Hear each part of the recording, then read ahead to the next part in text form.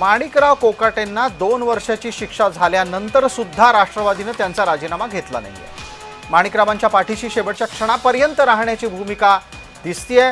माणिकराव मराठा आहेत आणि राष्ट्रवादी हा मराठ्यांचा पक्ष म्हणून महाराष्ट्रात परिचित आहे। न्यायालयाच्या आदेशाच्या नंतरही राष्ट्रवादीने एका मराठा नेत्याचा राजीनामा घ्यायचा नाही असंच ठरवलेलं दिसतंय। आपले सहकारी किरण गोटूर आपल्या सोबत आहेत।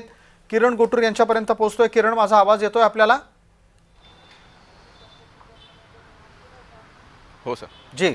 किरण, राष्ट्रवादीची ही भूमिका याबद्दल आपल्याला विश्लेषण करावं लागेल। माणिकराव कोकाटेंचा राजीनामा घेण्याच्यासाठी राष्ट्रवादीने अद्याप त्यांना कुठलाच आदेश का दिला नाही? नैतिकतेच्या आधारावर माणिकरावांना पदापासून दूर तेव्हाच व्हायला हवं होतं ज्या वेळेला न्यायालयाचा आदेश आला।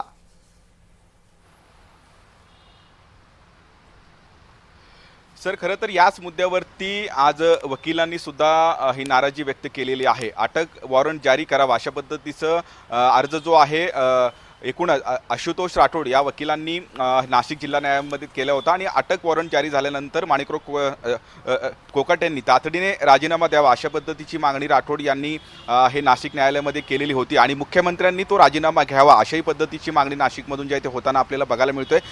मागच्याही टर्मला ज्यावेळेस शिक्षा लागलेली होती त्यानंतर सुद्धा राजीनामा माणिकराव कोकाटेंनी द्यावा अशा पद्धतीची मागणी झालेली होती आणि त्यानंतर नाशिक जिल्हा न्यायालयाने अंतरिम स्थगिती जी आहे या सगळ्या प्रकरणात दिल्यानंतर त्यांचं मंत्रिपद आणि आमदारकी हे दोन्ही वाचले होते। आता मात्र 2 वर्षाची शिक्षा ही कायम ठेवण्यात आलेली आहे आणि 2 वर्षाच्या वरती जर शिक्षा झाली तर आमदारकी सुद्धा धोक्यात येतो अशा पद्धतीचा जो एकूणच मत आहे तो तज्ञांनी व्यक्त केलेला आहे आणि त्यामुळेच आता या सगळ्या मुद्द्यावरती राष्ट्रवादीकडनं काय भूमिका घेतलं जातं हे पाहणं महत्त्वाचं असणार आहे। पण आताच काही वेळापूर्वी जी बातमी आलेली आहे मला याच निमित्तानं पटकन महेंद्र जोईल यांच्यापर्यंत पोहोचायचंय। महेंद्र जोईल आमचे मुंबईतून सहकारी सोबत जोडले गेलेले आहेत। महेंद्र, ज्या पद्धतीनं भारतीय जनता पार्टीची कोंडी होताना सरळ सरळ दिसतीये, कारण नवाब मलिकांच्या बद्दलची नाराजी असो, माणिकराव कोकाटेंच्या बद्दलचे न्यायालयाचे आदेश असो, राष्ट्रवादी ही नैतिकतेच्या आधारावर कसलेही निर्णय घेताना दिसत नाहीये। काय प्रतिक्रिया येते भाजपाच्या गोटातून?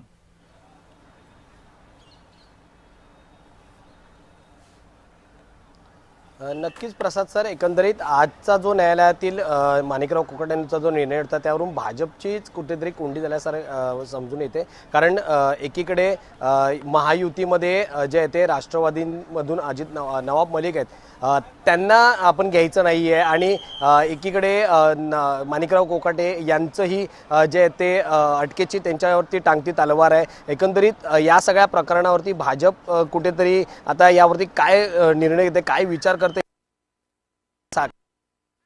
संदर्भात महायुतीमधील जे आहे ते या नेत्यांबद्दल असणारे जे आरोप आहेत ते आता कुठेतरी सिद्ध होताना पाहायला मिळतात आणि आज जर माणिकराव कोकाटेंचा जो निर्णय आलाय त्यावर माणिकराव कोकाटेंच्या अडचणी आणखीन वाढलेल्या पाहायला मिळते। कारण ही सगळं जे प्रकरण आहे ते अतिशय किचकट आणि लांब आहे, त्यामुळे तातडीने निकाल देणं आज शक्य नाही म्हणून त्यांची याचिका ती फेटाळली आणि ही याचिका बिलकुल महेंद्र आपण जोडलेले राहा।